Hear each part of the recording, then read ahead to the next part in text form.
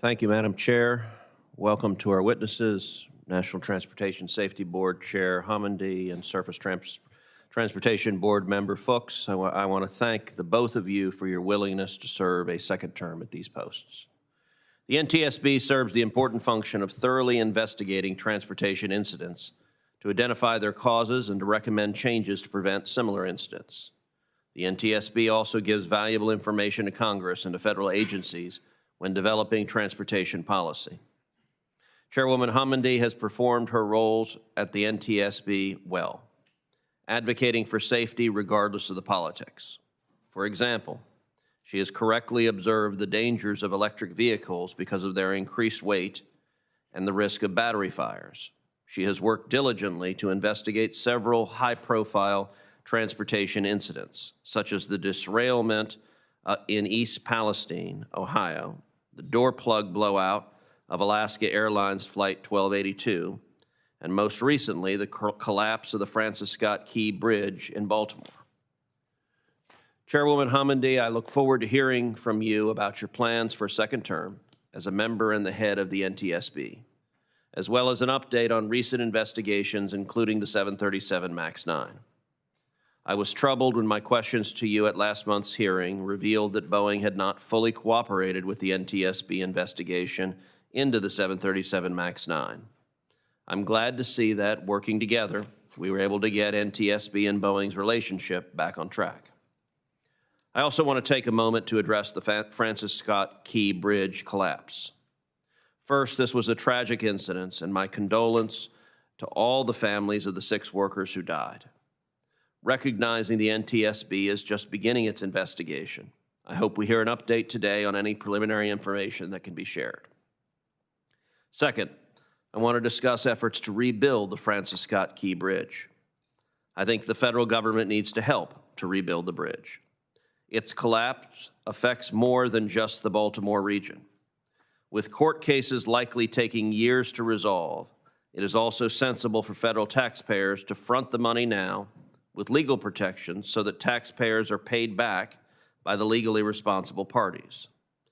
But it's entirely reasonable to act now to fund it. But we must also minimize the bureaucratic dithering and delays that are all too prevalent with construction projects under the Biden administration. Whether it's a new semiconductor plant funded by the CHIPS Act, a cross-border bridge, or a deep-water port approval, this administration seems to only allow construction or economic activity after extreme environmentalists have given them a hall pass.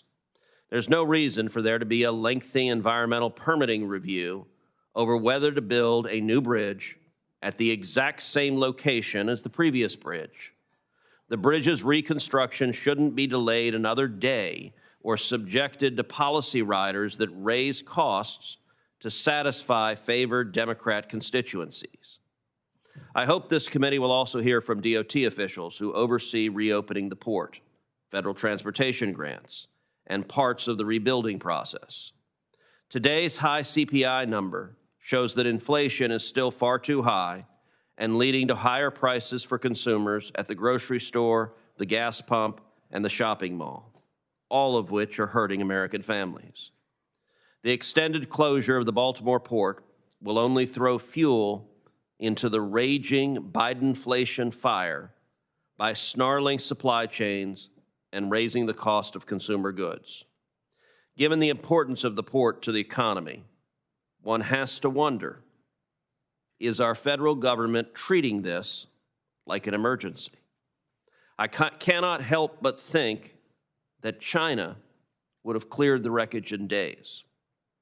I hope that this episode doesn't become another punchline about a nation in decline or a symbol of our increasingly sclerotic and bureaucratic approach to public works projects.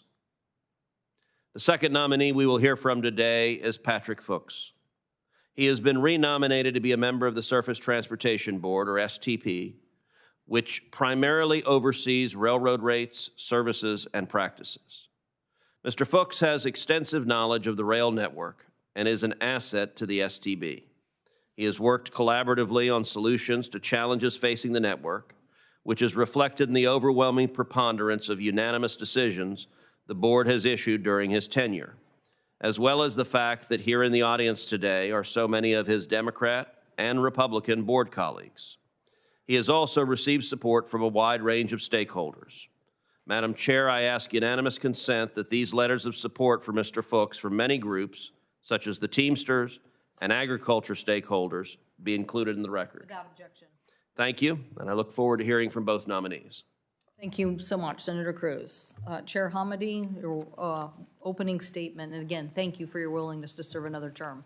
Thank you, and thank you.